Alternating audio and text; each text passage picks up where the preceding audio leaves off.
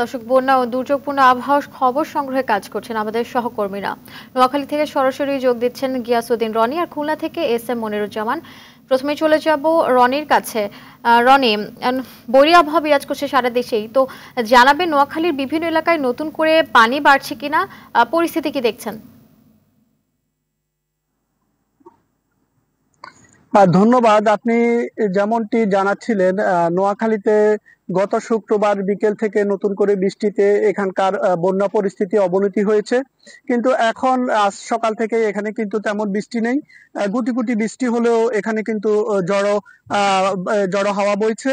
আমি জেলা আবহাওয়া অফিস সূত্রে জানতে পেরেছি যে লঘুচাপের কারণে এখানে গুটি গুটি বৃষ্টি হওয়ার সম্ভাবনা রয়েছে, তবে ভারী বৃষ্টিপাত হওয়ার কোনো সম্ভাবনা নেই। আর গত 24 ঘন্টায় নোয়াখালীতে 39 মিলিমিটার বৃষ্টিপাত রেকর্ড করা হয়েছে। আর নতুন করে এই দুদিনের বৃষ্টিতে কিন্তু এখানে আবার নতুন করে এলাকা প্লাবিত হয়েছে, বিভিন্ন রাস্তাঘাট তলিয়ে গেছে এবং মানুষের কিন্তু রান্নাঘর এবং বাড়ির উঠোনেও কিন্তু পানি উঠেছে।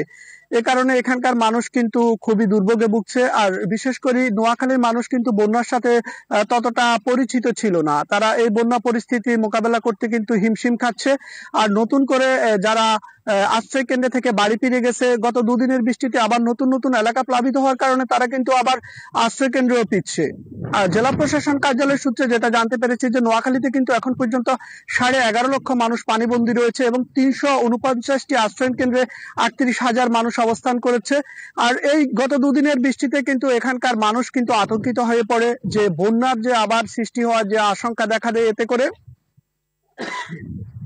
এখন আমাদের সাথে খুলনা থেকে যুক্ত হচ্ছেন সহকারী এস এম মনিরুজ্জামান, এখন তিনি সেখানকার পরিস্থিতি জানাবেন।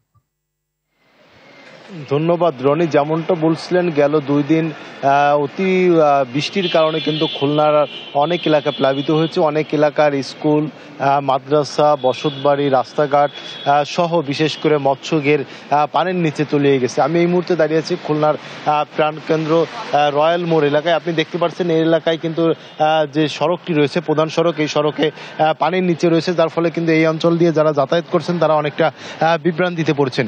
আমি কিছুক্ষণ আগে কথা বলেছিলাম খুলনা আবহাওয়া অফিসের আবহাওয়াবিদ আমিরুল আজাদের সাথে। তিনি জানিয়েছেন গতকাল সকাল 6টা থেকে আজ সকাল 6টা পর্যন্ত 59 মিলিমিটার বৃষ্টি রেকর্ড করা হয়েছে এবং আজ সকাল 6টা থেকে দুপুর 12টা পর্যন্ত 39 মিলিমিটার রেকর্ড করা হয়েছে। সব মিলিয়ে এখন পর্যন্ত খুলনায় গতকাল থেকে এই পর্যন্ত 103 মিলিমিটার বৃষ্টি রেকর্ড করা হয়েছে। তিনি আমাকে আরও যেটা জানিয়েছেন, আজ বিকাল সন্ধ্যা পর্যন্ত বৃষ্টির এই অবস্থা থাকতে পারে, তারপরে কিন্তু আস্তে আস্তে দুর্বল হয়ে বৃষ্টি অনেকটা কমে আসবে বলে জানিয়েছেন। আপনাকে জানিয়ে রাখি, খুলনা মহানগরীর যে ড্রেনেজ ব্যবস্থা রয়েছে এটা সঠিকভাবে না থাকার কারণে কিন্তু খোলায় বৃষ্টির পানি যথাসময় বের হতে পারে না নগরী থেকে, যার ফলে কিন্তু বসত বাড়ি সহ অনেক এলাকা প্লাবিত হয়েছেন, অনেক মৎস্যঘর ঘের তলিয়ে গেছেন। আপনারা জানেন খুলনা কিন্তু মাছের জন্য বিখ্যাত, সেই মাছের যে সকল ঘের রয়েছে ইতিমধ্যে অনেক ঘের তলিয়ে গেছে বলে।